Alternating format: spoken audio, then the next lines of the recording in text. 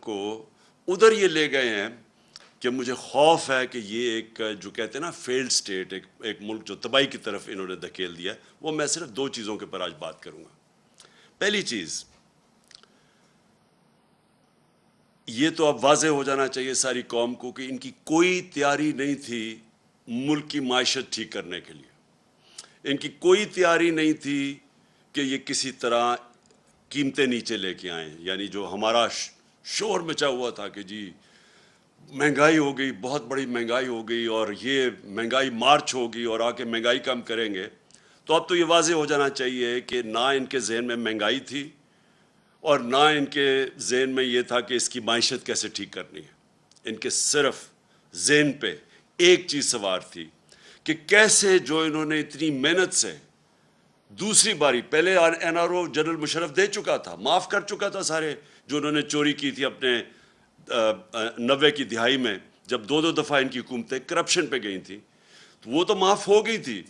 انہوں نے کیسے جو پچھلے 10 سال میں انہوں نے ملک کو مقروض کیا اور خود اربوں پتی بن گئے اور ان کے باہر پیسہ بینکوں کے اندر اور محلات پہ، تو وہ کیسے معاف کروانا تھا. تو ساری ان کی کوشش وہ تھی. تو لہٰذا اس کے اوپر میں بعد میں آؤں گا، لیکن پہلے میں صرف آپ کو کہہ دوں کہ پہلے تو کبھی پاکستان کی تاریخ میں ہم نے نہیں سنا پروویژنل بجٹ. یہ کبھی ہم نے نہیں سنا کہ یہ کوئی عارضی بجٹ آ رہا ہے. تو اس کا مطلب کہ تیاری نہیں تھی اور عارضی بجٹ یہ لے کے آئے تھے صرف خانہ پوری کرنے کے لیے. اس کے بعد اس سے پہلے انہوں نے قیمتیں بڑھا چکے تھے. آپ کو پتہ ہے تیل کی قیمت، ڈیزل اور پیٹرول کی قیمت اور بجلی کی قیمت آسمانوں پہ چلی گئی تھی، جس سے باقی ساری اور قیمتیں اوپر چلی گئی تھیں. تو اب اس کے بعد یہ ایک اور بجٹ لے کے آئے. اب اس بجٹ میں صرف آپ کو موٹی بات کرتا ہوں. سب سے پہلے انہوں نے کیا کیا؟ انہوں نے سب سے پہلے جو عام آدمی ہے اس کا تو معاشی قتل کر دیا. جتنی انہوں نے قیمتیں بڑھائی ہیں پیٹرول کی اور ڈیزل کی اور بجلی کی، یہ ابھی یہاں رکیں گی نہیں. پہلے تو اتنی کبھی قیمتیں بڑھی نہیں ہیں. اس کے بعد انہوں نے ایک پیٹرولیم لیوی لے کے آئے ہیں جو 50 روپے پر لیٹر ہے. یہ اب انہوں نے مزید اس کے یہ قیمت اور بڑھانی ہے.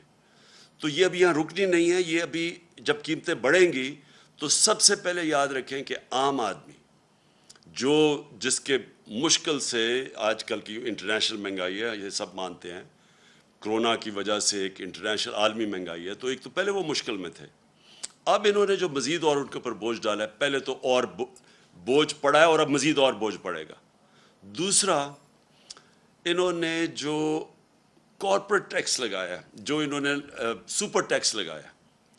اب یہ سپر ٹیکس کی وجہ سے ہمارا جو اس وقت جو کارپوریٹ کا ٹیکس ہے وہ چلا جائے گا 39% پہ، 39%.